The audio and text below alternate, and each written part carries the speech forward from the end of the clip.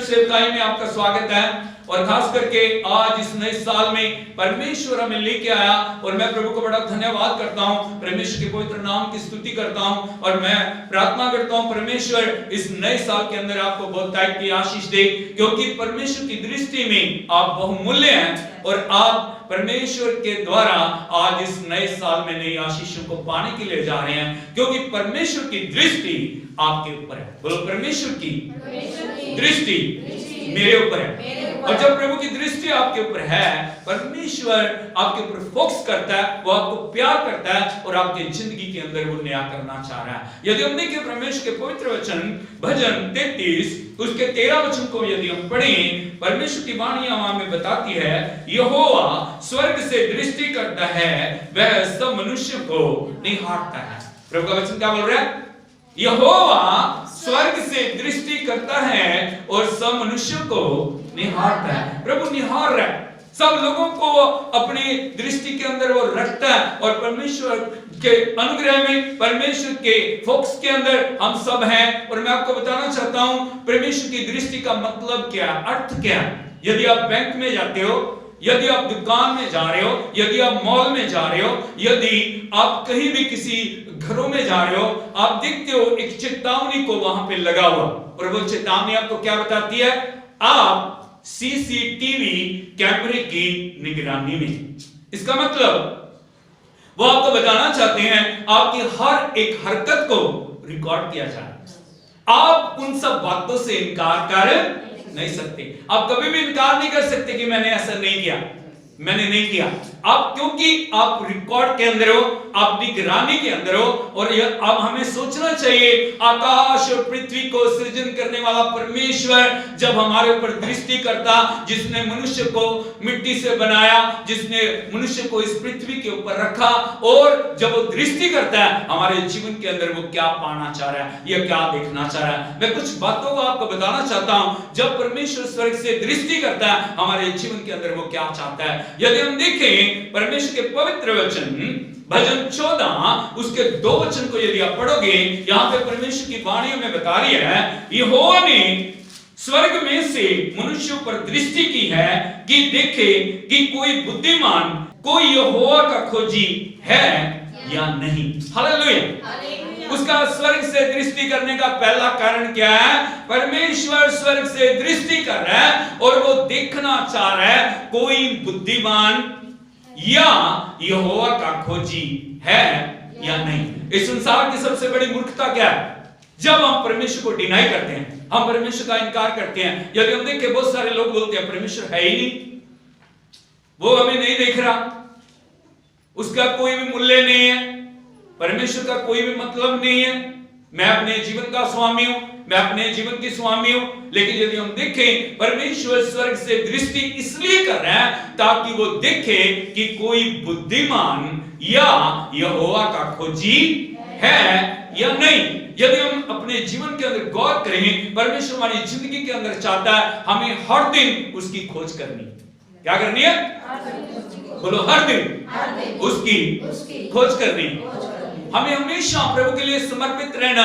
यदि हम देखें, बहुत सारे लोग कब प्रभु को खोजते हैं? जब वो दुख में, जब वो बीमारियों में, जब वो परेशानियों में, जब वो बोझ में है, जब वो चिंता में है, तब वो प्रभु की खोज करते हैं। और वो तब ढूंढ रहे हैं, मुझे वो परमेश्वर जिसने मुझे रचा, मेरा रचने वाला मेरा परमेश्वर कहां है? उसने मुझे छोड़ दिया, क्यों मेरी पुकार को वो सुन नहीं रहा। लेकिन मैं आपको बताना चाहता हूं भाई बहनों, सिर्फ संकट के समय में नहीं, लेकिन हमें सुख के समय में, जब सब कुछ ठीक चल रहा है, हमें तब परमेश्वर की खोज करनी है। बोलो, संकट में नहीं, सिर्फ बीमारियों में नहीं, पीड़ा में नहीं, लेकिन जब परमेश्वर ने सब कुछ हमें दिया, आपके पास अच्छा स्वास्थ्य है, आपके पास अच्छा सब कुछ है, आपके पास सब दुनिया की सुख सुविधाएं हैं, तब आप परमेश्वर की खोज करें। दुनिया की सब चीजों से बढ़ के, सोने चांदी हीरे मोती जवाहरातों से बढ़ के जब आप उसकी खोज करते हैं, आप परमेश्वर की दृष्टि में क्या बन जाते हो? बुद्धिमान। क्या बनते हो? बुद्धिमान। यदि हम बुद्धिमानी से परमेश्वर को प्रथम स्थान अपने जीवन के अंदर देखते हैं, हम सुबह सुबह उठ के हम उसकी खोज करते हैं। हम हर दोपहर को उसकी खोज करते हैं, हम हर रात को उसकी खोज करते हैं, और सब बातों के लिए, परमेश्वर के उपकारों के लिए हम उसको धन्यवाद देते हैं। और भाई बहनों, इस बात से परमेश्वर की दृष्टि के अंदर हम बुद्धिमान ठहर जाते हैं। इसीलिए प्रभु का वचन कह रहा है, को वो जब स्वर्ग से दृष्टि करता है वो देखता है कि कोई परमेश्वर का खोजी है या नहीं। लेकिन यदि हम उसको खोज नहीं रहे, यदि हम उसको डिनाई कर रहे हैं, यदि हम उसको अलग कर रहे हैं अपनी जिंदगियों से, भाई बहनों, एक दिन आएगा जब हम परमेश्वर की दृष्टि से अलग हो जाएंगे। इसीलिए हमें समझदारी के साथ प्रभु को जीवन के अंदर प्रथम स्थान देना। प्रभु का वचन यदि हम देखें, भजन 32 उसके 9 वचन के अंदर इस प्रकार से बोल रहा है, तुम घोड़े और खच्चरों के समान ना बनो जो समझ नहीं रखते। किनके समान? यदि आप देखोगे उन दोनों के अंदर बड़ी क्वालिटी है, उनके अंदर बड़ा बल है, उनके अंदर बड़ी शक्ति है, वो बहुत तेज दौड़ सकते हैं, वो बहुत बोझ को उठा सकते हैं, उनके पास अथाह शक्ति है, लेकिन उस शक्ति का उपयोग करना उन्हें आता नहीं है, क्योंकि उनके अंदर ना बुद्धि है ना समझ है। बोलो, बुद्धि भी नहीं है, समझ भी नहीं है। और वो जो उनकी उमंग है, उनका बल है ना, वो यदि आप कंट्रोल में नहीं करोगे, यदि उसके ऊपर आप लगाम नहीं लगाओगे, वो किसी को भी नुकसान पहुंचा सकते हैं। इसीलिए प्रभु की वाणी क्या बोल रही है, तुम घोड़े और खच्चर के समान ना बनो जो समझ नहीं रखते। उनकी उमंग, क्या? बोलो, उमंग। उमंग का मतलब समझते हो? मनुष्यों के अंदर भी बड़ी उमंग निकलती है, बहुत बहुत उसकी कल्पनाएं, बहुत बहुत उसकी इच्छाएं, लेकिन यदि हम देखें, प्रभु का वचन बता रहा है उनकी उमंग कैसे कंट्रोल की जा रही है। प्रभु की वाणी कह रही है, उनकी उमंग लगाम और राह से रोकनी पड़ती है। कैसे रोकते हैं? यदि आप देखोगे, घोड़ों के मुंह के अंदर वो डाला, और जो उनका चलाने वाला है, उनका ड्राइवर है ना, उसके हाथ के अंदर वो लगाम होती है, और वो जिधर को घुमा देता है, यदि वो इधर को घुमाता है तो वो इधर को घूम जाता है, यदि वो उधर को घुमाता है तो उधर को घूम जाता है, क्योंकि उसका कंट्रोल किसके हाथ में? उसके मालिक के हाथ में। और यदि वो नहीं काम करता तो उसको कई बार उसको ताड़ना भी दे रहा है, उसको हंटर से मारा जाता है। लेकिन यदि आप देखोगे, परमेश्वर ने हमें समझ दी है, परमेश्वर ने हमें बुद्धि दी है, परमेश्वर ने हमें ज्ञान दिया, हम अपने सृष्टिकर्ता को जानते हैं, हम अपने जो जीवन के रचने वाले परमेश्वर को जानते हैं। इसीलिए हम उसकी दृष्टि के अंदर, परमेश्वर चाहता है बुद्धिमानी के साथ हर दिन उसकी संगति में आगे बढ़ने वाले बने। हालेलुया, यीशु मसीह की। इसीलिए प्रभु चाहता है हम उसकी दृष्टि के अंदर हमेशा उसकी खोज करने वाले बने। आज हम किसी भी अवस्था के अंदर क्यों ना हो, लेकिन परमेश्वर हमारी जिंदगी के अंदर एक ही बात को देखना चाह रहा है। यदि हम अपने पाप के और बुराई के मार्ग को छोड़ के प्रभु के चरणों में आते हैं और उसको खोजते हैं, बुद्धिमानी के साथ उसको खोजते हैं, वचन में उसको खोजते हैं, प्रार्थना में उसको खोजते हैं, परमेश्वर के साथ उसकी संगति में बैठ के उपवास में उसको खोजते हैं, भाई बहनों, परमेश्वर हम पे अनुग्रह की दृष्टि करने वाला परमेश्वर है, क्योंकि वो दयालु परमेश्वर है। वो यदि आप देखोगे दूसरा इतिहास उसका 7 अध्याय उसके 14 वचन के अंदर लिखा है, तब यदि मेरी प्रजा के लोग जो मेरे कहलाते हैं, बोलो, तब यदि मेरी प्रजा के लोग। अभी सारा संसार कौन है? परमेश्वर की प्रजा है, लेकिन किनके ऊपर वो ज्यादा फोकस करता है? जो लोग अपने जीवन को उसकी इच्छा के अनुसार चला रहे हैं। यहां पे वो बोल रहे हैं, तब यदि मेरी प्रजा के लोग जो मेरे कहलाते हैं दीन होके प्रार्थना करें। पहला, हम कैसे प्रभु के लिए समर्पित हो सकते हैं? हमें दीन होना। बोलो, दीन होना। दीन होने का मतलब घमंड को, दुनिया और दुनिया की बातों को अलग करना। दीन होने का क्या मतलब है? दीन होने का मतलब नहीं कि हाथ जोड़ के खड़े हो गए, मुझे आशीष दे दे, आशीष दे दे, आशीष दे दे। दीन होना नहीं है ये। यदि आपके अंदर घमंड है, यदि आपके अंदर पाप है, यदि आपके अंदर बुराई है, यदि आपके अंदर दुनिया और दुनिया की चीजें बसी हुई हैं, परमेश्वर चाह रहा है पहले उनको बाहर करना, अपने आप को खाली करना, अपने आप को समर्पित करना, अपने आप को अपने कर्ता के हाथों में देना, उसको बोलते हैं दीनता। यहां पे प्रभु का वचन क्या बोल रहा है? तब मेरी प्रजा के लोग जो मेरे कहलाते हैं, पहला काम वो क्या करें? दीन होके प्रार्थना करें और मेरे दर्शन के खोजी होकर अपनी बुरी चाल से फिरें। बोलो मेरे दर्शन के, दुनिया की चीजों के नहीं, कि हम प्रभु के पास आ गए, मेरी बीमारी ठीक हो जाए, मेरी समस्या दूर हो जाए, मेरे बोझ चले जाएं और उसके बाद वापस फिर उन्हीं कामों में हम चले जाएं। नहीं, प्रभु का वचन कह रहा है किसका दर्शन? परमेश्वर। मेरे दर्शन के खोजी होकर दूसरा काम क्या करे? वो बुरी चाल से फिरे। परमेश्वर हमारी जिंदगियों के अंदर बदलाव को देखना चाह रहा है। यदि हमारे अंदर दीनता है, यदि हमारे अंदर बुद्धिमानी है, हमारा जीवन बदलने वाला जीवन होना चाहिए। कैसा होना चाहिए? अपने मार्ग को बदलना, अपनी जिंदगी को बदलना, घमंड से दीनता में आना, पाप से पवित्रता में आना, मृत्यु से जीवन के अंदर आना। हालेलुया। यहां लिखा यदि वो अपनी बुरी चाल से फिरें तो मैं स्वर्ग में से सुनकर उनका पाप क्षमा करूंगा और उनके देश को ज्यों का त्यों कर दूंगा। ताली बजा के हम प्रभु की तारीफ करें। क्या करूंगा? प्रभु क्या बोल रहे हैं? मैं स्वर्ग से सुनकर उनका पाप क्षमा करूंगा।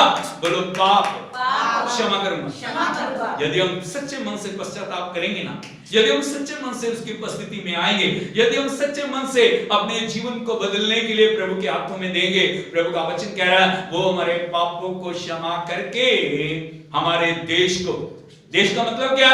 हमारी बाउंड्री को, हमारे पूरे शहर को, हमारे पूरे देश को, सिर्फ हमारी बात नहीं है, एक व्यक्ति के बदलाव से, एक व्यक्ति के समर्पण से, एक व्यक्ति की आज्ञाकारिता से परमेश्वर हजारों लोगों के ऊपर दया करने वाला परमेश्वर है। और प्रभु का वचन क्या बोल रहा है? मैं उनके देश को ज्यों का क्या कर दूंगा? जैसे पहले अदन के बाग में जैसे परमेश्वर की महिमा में वो चलते थे, उसी प्रकार परमेश्वर क्या बोल रहा है? मैं उनके देश को ज्यों का त्यों कर दूंगा। हालेलुया, हालेलुया, यीशु मसीह की। और जो दूसरा पॉइंट परमेश्वर जब हमारे ऊपर दृष्टि करता है, हमारे जीवन के अंदर वो क्या लेके आता है? यदि आप देखोगे परमेश्वर के पवित्र वचन भजन 33 उसके 19 वचन को यदि हम पढ़ें, यहां पे लिखा है उसके फर्स्ट पोर्शन में कि वह उनके प्राण को मृत्यु से बचाए। बोलो कि वह उनके प्राण को मृत्यु से बचाए।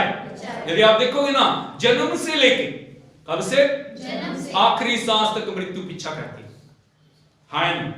बहुत समय यदि हम देखें, दुष्ट आत्माएं, बीमारियां, परेशानियां हमारे जीवन को नाश करने के लिए हमेशा तैयार रहती हैं। यदि हम लापरवाह हैं, यदि प्रभु की दृष्टि हमारे ऊपर नहीं है ना, कोई भी समय में वो जो शैतान की शक्तियां, वो मृत्यु का आत्मा हमारे ऊपर अधिकार लेता है। लेकिन जब हम प्रभु के फोकस में हैं, वो परमेश्वर हमारी मृत्यु को जीवन में बदलने वाला परमेश्वर है। Hallelujah, hallelujah.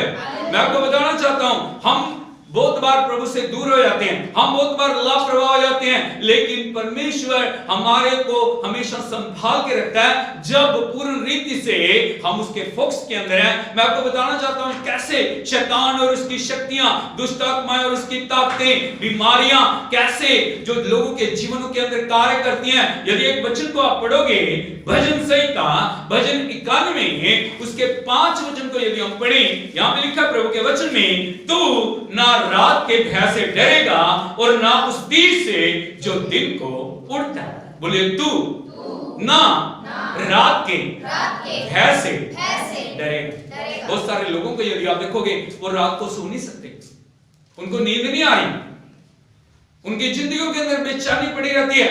बहुत समय यदि आप देखोगे, उनको वो हमेशा वो बोलेंगे मेरे को रात को भय लग रहा है। क्या लग रहा है? मुझे अलग अलग चीजें दिखाई देती, मुझे मृत्यु दिखाई दे रही है, मुझे बहुत सारी आकृतियां दिखाई दे रही हैं, मुझे बहुत सारे डरावने सपने आ रहे हैं, मुझे बहुत चीजें आके मेरी जिंदगी को परेशान कर रही हैं। लेकिन प्रभु का वचन कहता है यदि प्रभु की दृष्टि हमारे ऊपर है, परमेश्वर क्या बोल रहा है? तू रात के भय से नहीं डरेगा। बोलो तू रात के भय से नहीं डरेगा।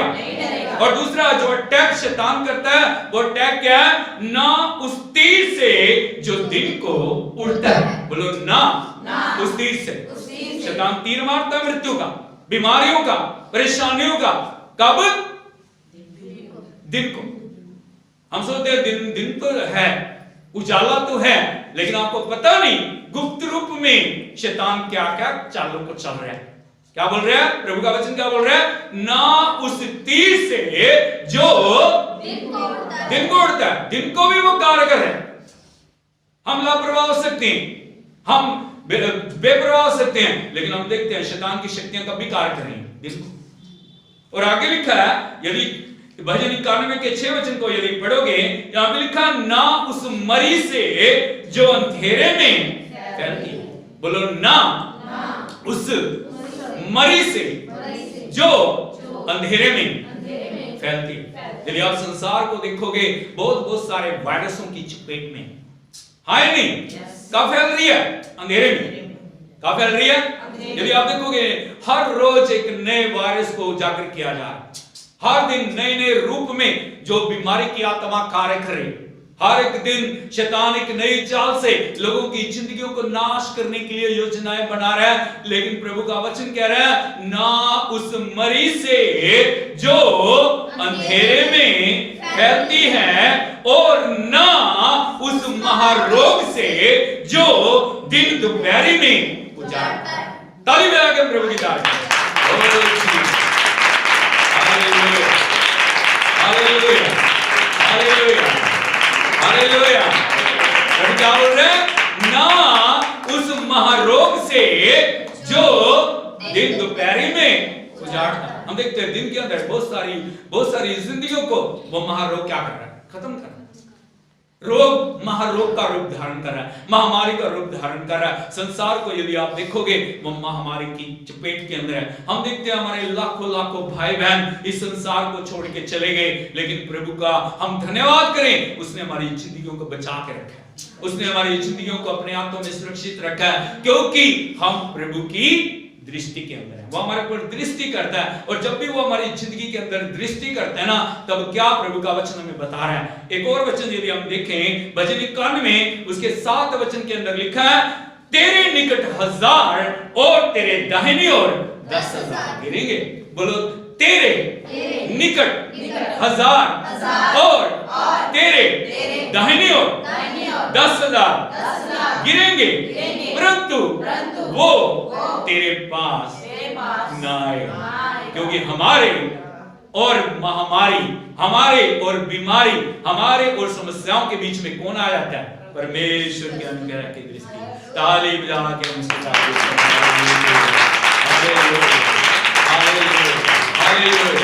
धन्यवाद, खोल के धन्यवाद करें। हालेलुया। भगवान की रक्षा करेंगे, तेरा साथ गिरेंगे, तेरे दाहिने ओर 10,000 गिरेंगे, लेकिन वो तेरे पास नहीं आएगा। ओ hallelujah.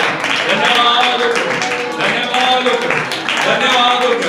Thank you Jesus, thank you hallelujah, thank you hallelujah. और तीसरा पॉइंट मैं आपको बताना चाहता हूं, जब परमेश्वर स्वर्ग से दृष्टि करता है, यदि हम देखें भजन 33 उसके 19 वचन के सेकंड पोर्शन के अंदर लिखा है कि वह उनके प्राण को मृत्यु से बचाए और अकाल के समय उसको जीवित रखे। क्या करता है प्रभु? अकाल के समय हमें जीवित रखता है। क्या रखता है? अकाल के समय हमें जीवित रखता है। यदि हम देखें बहुत विकट समस्याओं के बीच में से कई बार हमारी जिंदगी गुजरती है, लेकिन यदि हम प्रभु के फोकस के अंदर हैं, यदि उसके अनुग्रह की दृष्टि हमारे ऊपर है ना, वो अकाल के अंदर भी हमारे लिए सब प्रबंध को करने वाला परमेश्वर है। हालेलुया, यीशु मसीह की। यदि एक और वचन आप देखोगे, यीशु मसीह खड़े हुए प्रचार कर रहे हैं आराधनालय में। कहां पे? चर्च के अंदर प्रचार कर रहे हैं, और प्रचार करते करते वो अकाल के बारे में एक बात को बोल रहे हैं। यदि आप देखोगे लूका रचित सुसमाचार उसका 4 अध्याय उसके 25 वचन को यदि हम पढ़ें, यहां पे लिखा है, मैं तुमसे सच सच कहता हूं, एलिया के दिनों में जब 3.5 वर्ष तक आकाश बंद रहा, यहां तक कि सारे देश में बड़ा अकाल पड़ा, तो इजराइल में बहुत सी विधवाएं थी। कहां पे? कहां पे? कितना समय का अकाल है? एलिया नबी के समय अकाल पड़ा। यदि हम देखेंगे उत्पत्ति से लेके समय समय पे अकाल और भूडोल आते रहे। क्या होते रहे हैं? अब्राहम के समय अकाल पड़ा, यदि हम देखें इज़हाक के समय अकाल पड़ा, यदि हम देखें एलिया के समय और अलग अलग समय में अकाल पड़ता रहा, लेकिन परमेश्वर की जिनके ऊपर दृष्टि थी ना, परमेश्वर ने उनको विशेष रूप से बचा के रखा उन विकट समस्याओं में, उन विकट परिस्थितियों के अंदर। और प्रभु यीशु मसीह यहां बता रहे हैं 3.5 साल आकाश बंद रहा। क्या रहा? 3.5 साल। सोच के देखिए, 3.5 साल तक सूखा पड़ा हुआ है, 3.5 साल तक कोई फसल नहीं हुई, 3.5 साल तक कहीं भी कोई अनाज पैदा नहीं हुआ और बड़ी समस्याएं हैं, लोग भूख के कारण मर रहे हैं, लोग बड़ी पीड़ा के अंदर हैं। और प्रभु का वचन एक विशेष जो स्त्री की तरफ, जो विधवा है, उसके तरफ इशारा कर रहा है। यदि 26 वचन को पढ़ोगे, यहां पे लिखा है पर एलिया को उनमें से किसी के पास नहीं भेजा गया। यहां लिखा है इस्राएल में बहुत विधवाएं थी। बोलो इस्राएल में बहुत विधवाएं। हो सकता है हजारों लाखों विधवाएं।